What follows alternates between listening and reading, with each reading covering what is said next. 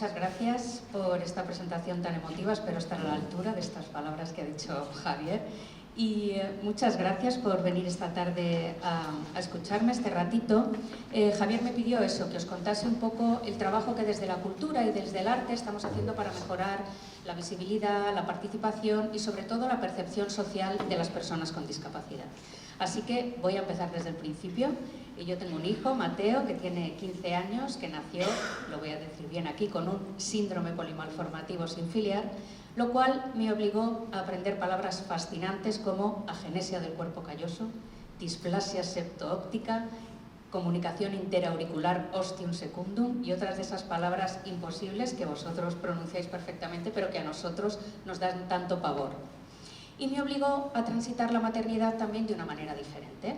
Una maternidad que ha estado marcada por el aprendizaje, pero también por la renuncia y sobre todo por el miedo. Y es verdad que el miedo suele estar asentado en el desconocimiento. Y yo tenía una imagen de la discapacidad muy negativa, muy limitante y durante mucho tiempo estuve centrada en las cosas que mi hijo no iba a ser capaz de hacer y prestando menos atención a todas aquellas que se hacía que eran especiales porque solo él las podía hacer, perdida en ese mundo de noes y de límites. Hasta que empecé a darme cuenta que toda esa diferencia que aportaba Mateo cambiaba mi forma de ver el mundo y también el de la gente que estaba a mi alrededor. Y entonces, por primera vez, empecé a preguntarme, ¿qué estamos haciendo los profesionales de la cultura para incluir a las personas con discapacidad? Es algo que no me había preguntado hasta ese momento, lo daba por supuesto. Y de repente empecé a hacerme preguntas tan básicas como ¿qué pasaría si el día de mañana Mateo quisiera ser actor o director? ¿Podría formarse en igualdad de condiciones? No. Pero ¿y si quisiera ir al cine o al teatro como espectador? ¿Habría medidas de accesibilidad que lo garantizasen? Tampoco.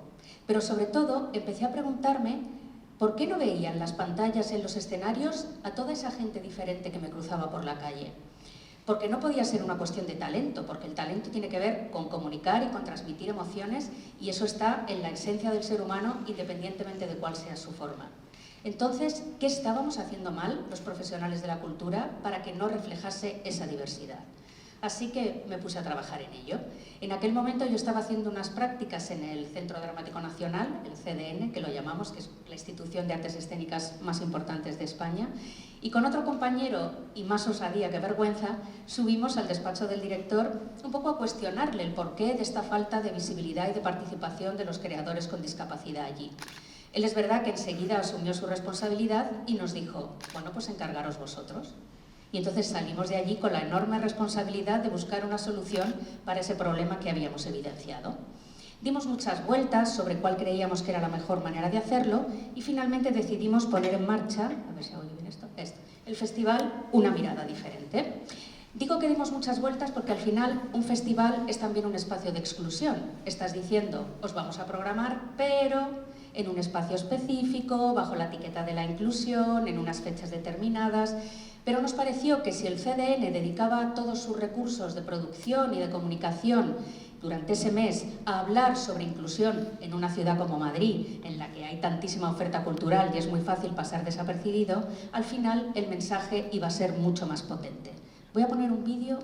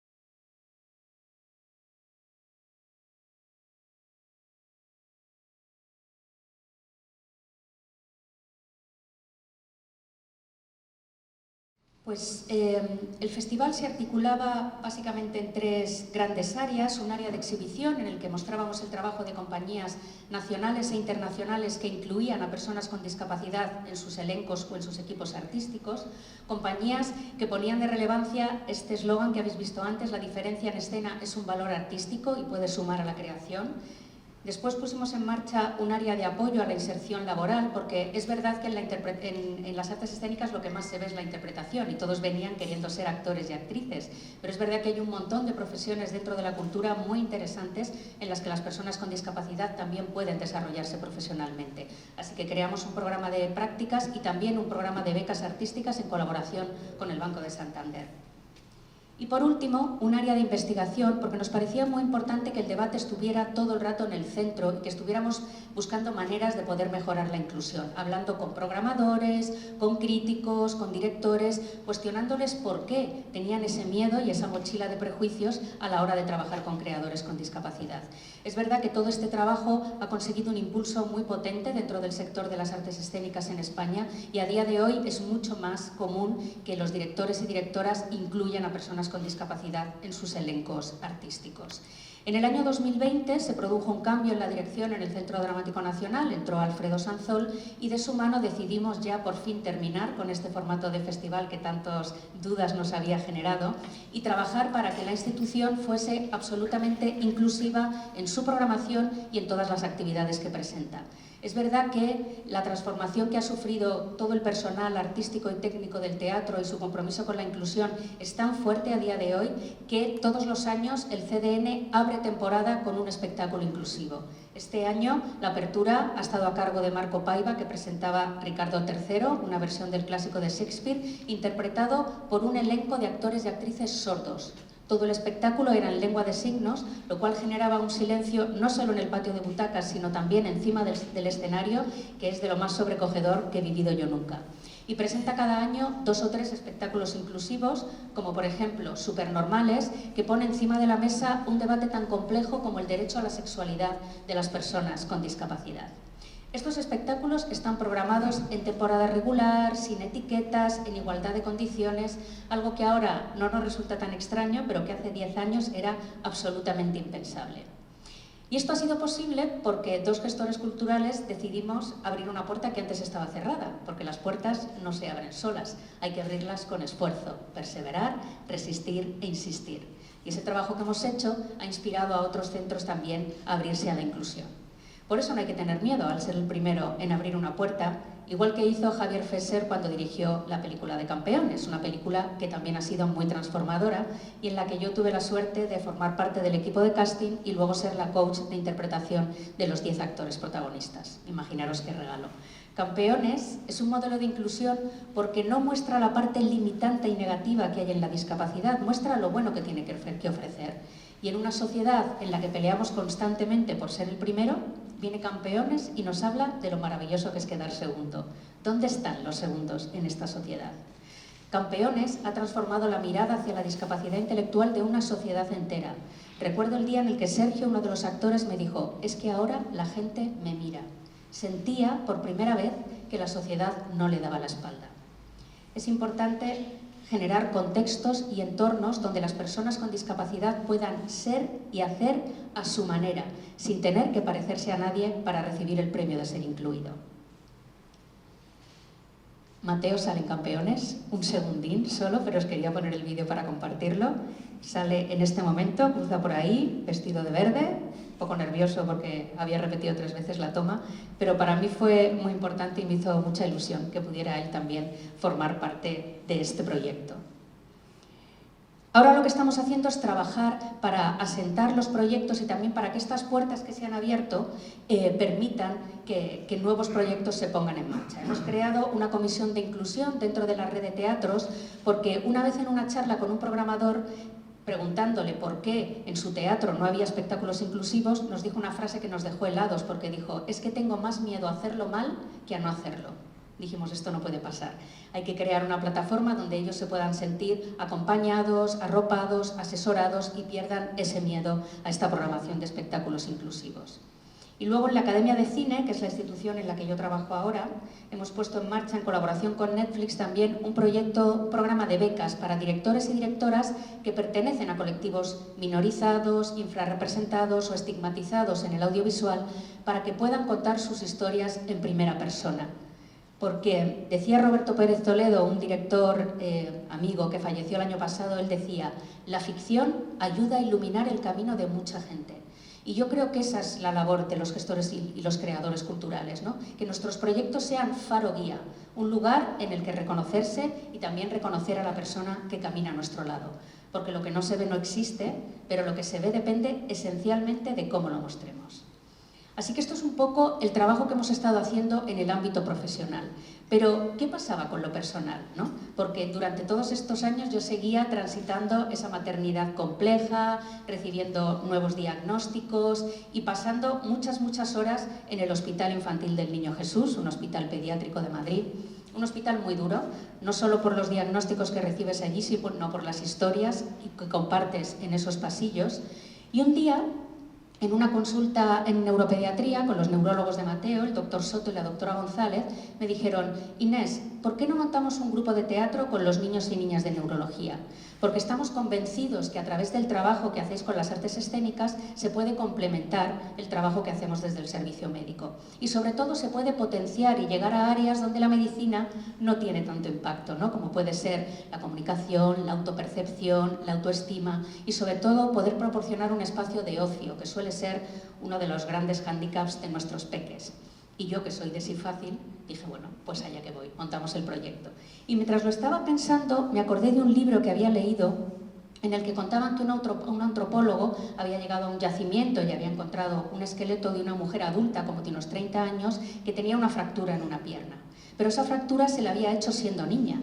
Y entonces determinó que ahí necesariamente tenía que haber habido una sociedad humana, porque se habían tomado el tiempo de esperar a que le sanara la pierna para poder seguir con el grupo, algo que no ocurre con los rebaños o con las manadas, donde cuando hay alguien herido está condenado necesariamente a morir, ¿no?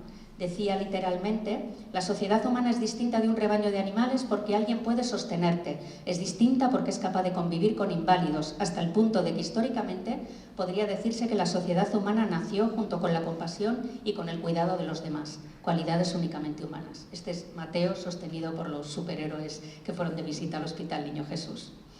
Y entonces en ese momento es como que todas las piezas del puzzle encajaron, porque cuando nació Mateo, muchos de mis amigos y compañeros que nos dedicamos todos a la cultura me decían: Inés, ¿qué podemos hacer para ayudarte?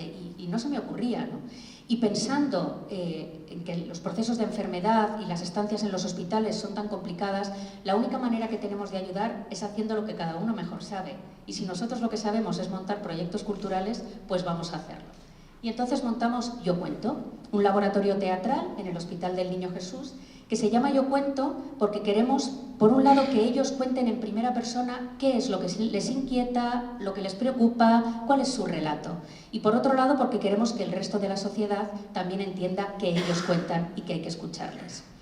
Llevamos desde el año 2021 trabajando con ellos en un espacio que compartimos artistas y médicos de manera igualitaria, y somos nosotros los que vamos trazando junto a ellos las líneas de las actividades y sobre todo qué es lo que ellos quieren contar en ese espectáculo final profesional que mostramos cada año.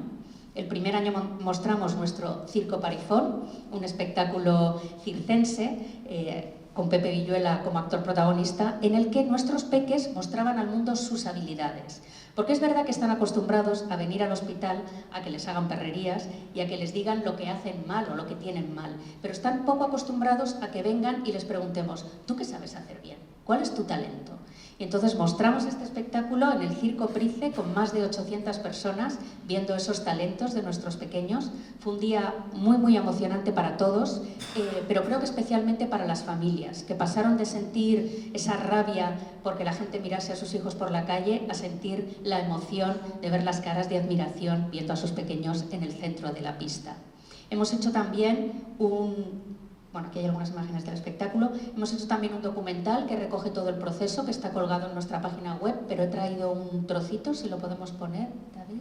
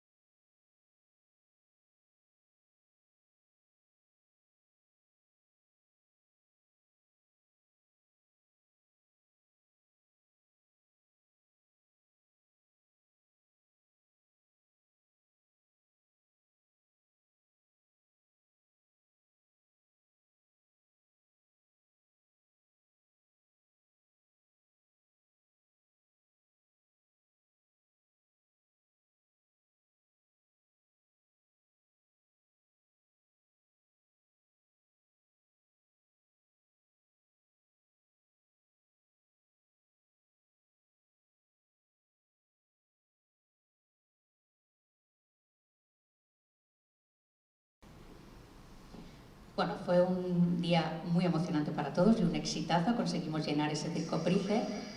Pero claro, esto nos colocaba el listón muy alto para el segundo año. Dijimos, ¿y ahora qué hacemos, no, para superar este nivel?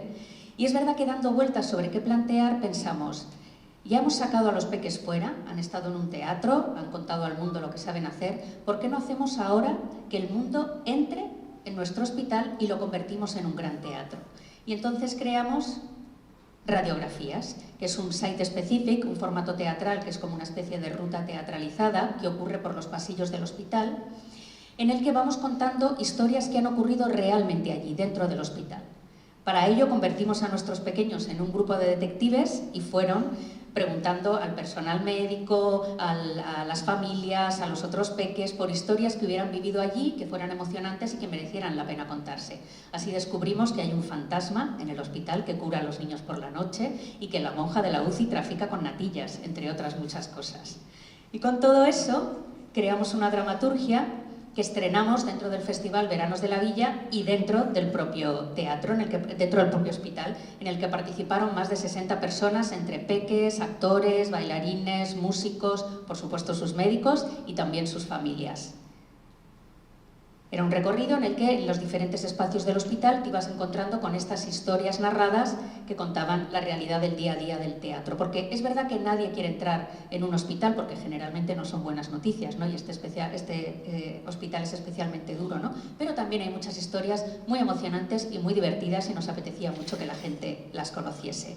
Y terminábamos al final cantando la canción de Vivir de Rosalén en una especie de eclosión final, todos juntos. Os he traído también un trocinín del que es el último vídeo, de verdad.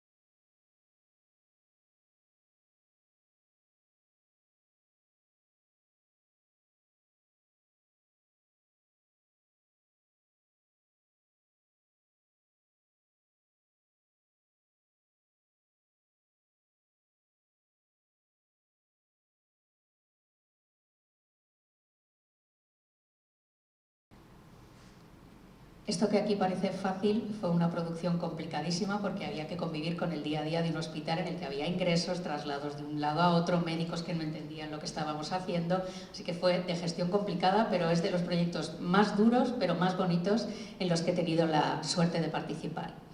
¿Y en qué estamos ahora? Bueno, es verdad que el teatro tiene esa cosa efímera de que si no lo has visto en directo te lo pierdes y nos daba mucha rabia que estas historias se quedaran ahí en el aire. Entonces, gracias a la ayuda de Netflix, hemos rodado un cortometraje en el que nuestros pequeños se han convertido en cazafantasmas que buscan a ese fantasma por los pasillos del hospital, que estrenaremos en el mes de abril. Y también les invitaron a conocer los estudios y fueron allí, vieron todas esas decorados de las series que luego ven ellos por la tele y se sintieron estrellas por un día.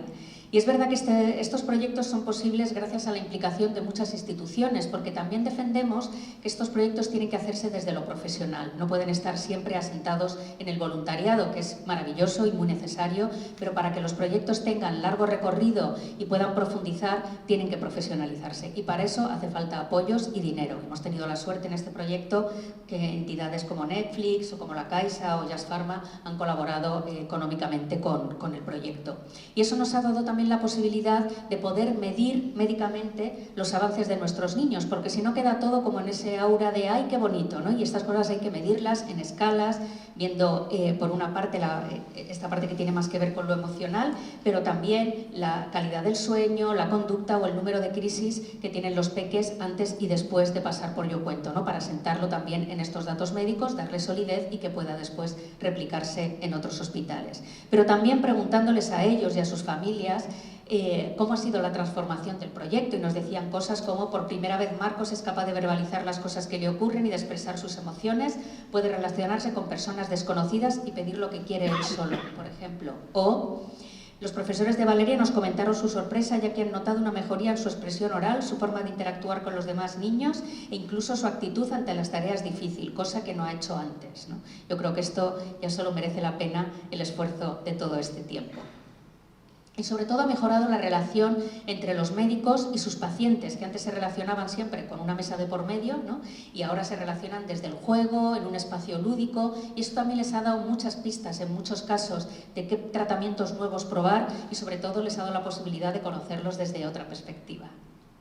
¿En qué estamos trabajando ahora?